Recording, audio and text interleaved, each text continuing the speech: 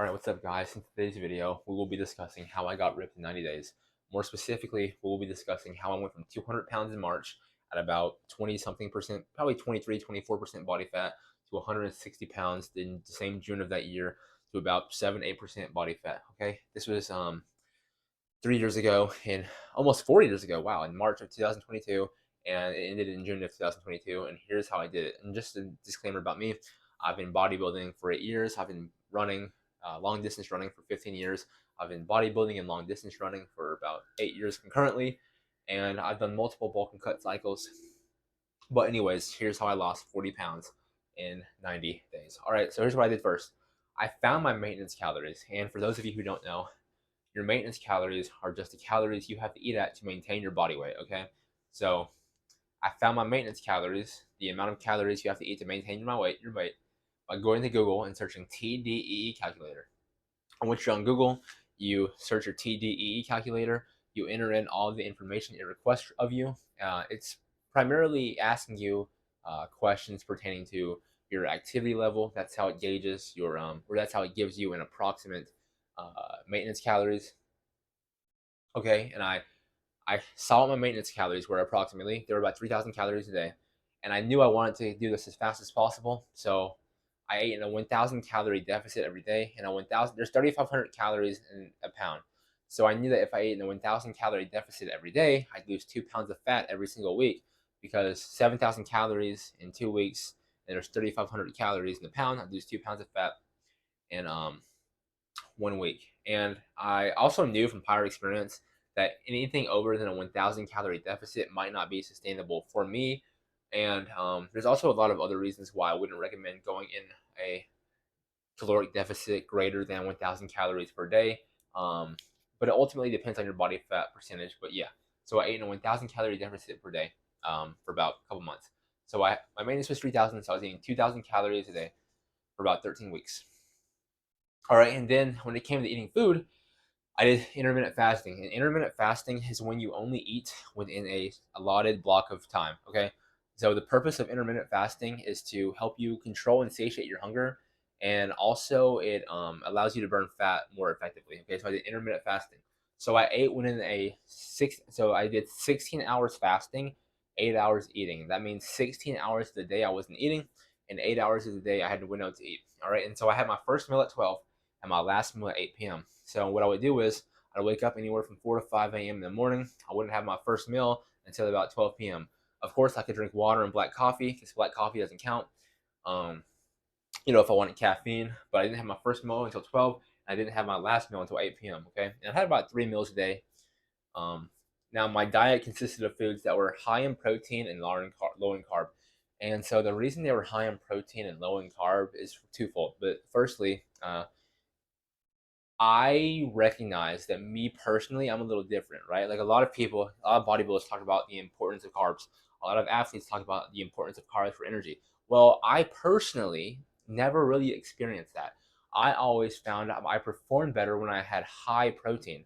I whenever I had moderate protein and low carb, or excuse me, whenever I had moderate protein and extremely high carb, I never performed well like athletes and professional bodybuilders said I should be, but I recognize that, well, if I eat extremely high protein, I perform well.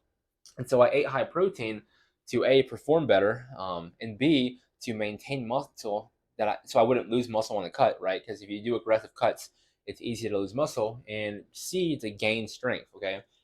Because during this cut, I actually gained strength, right? Going from 23 to 9 or 7% body fat.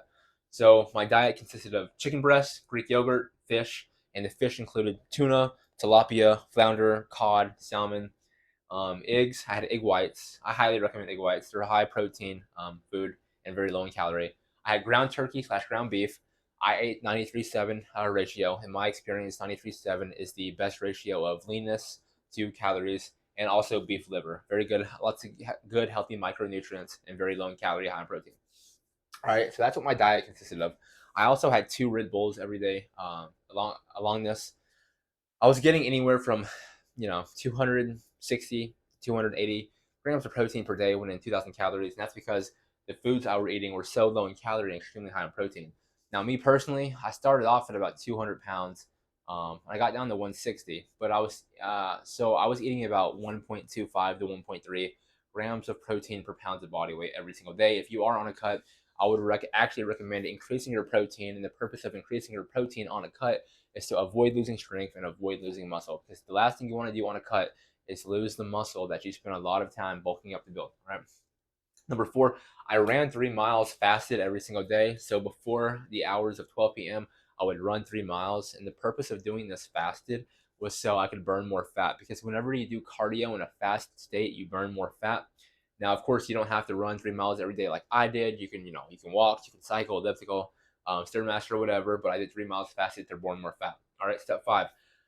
I lifted 2 hours every day for 6 days a week. Now, that might seem overkill for you guys, but you have to keep in mind, I was training for a bodybuilding competition and I wanted to be competitive. More specifically, I wanted to win. And in order to win a bodybuilding competition, you have to be spending an incredible amount of time in the gym. So, yes, I was spending 2 hours a day in the gym 6 days a week. And the routine was doing was push pull legs heavy, push pull legs high volume. Okay, and so the first 3 days were push pull legs heavy. So I would train between 3 to 8 reps, and I'd be focusing on building and maintaining strength. Well, my protein was high, and even though this was a cut, I was still building strength. All right, and my next 3 days were push pull legs high volume, and here I was focusing on hypertrophy and just focusing on you know um, going from working in the 8 to 12 rep range, doing drop sets, supersets, focusing on bodybuilding, focusing on building muscle. So I was training at a volume that was about 65% of my heavy days, right? And so when I was on this cut, I was maintaining intensity, right? So like there was nothing different about this cut. My training wasn't different at all. The only thing different was I was consuming substantially more protein. I maintained my intensity and I maintained my frequency. Excuse me. I maintained my intensity and maintained my frequency. So when I was doing a bulk, I was doing push pull legs heavy, push pull legs volume, 2 hours a day, 6 days a week. When I was on my cut, I was doing push pull legs heavy, push pull legs high volume, 6 days a week. Okay, so that's very important. Just because you're on a cut, as long as your protein's high, as long as you're getting enough sleep, as long as you're drinking enough water, right? As long as you got those bases covered, you will gain strength. All right. Lastly, in my free time, I walked a lot. I did this just so I could burn more calories.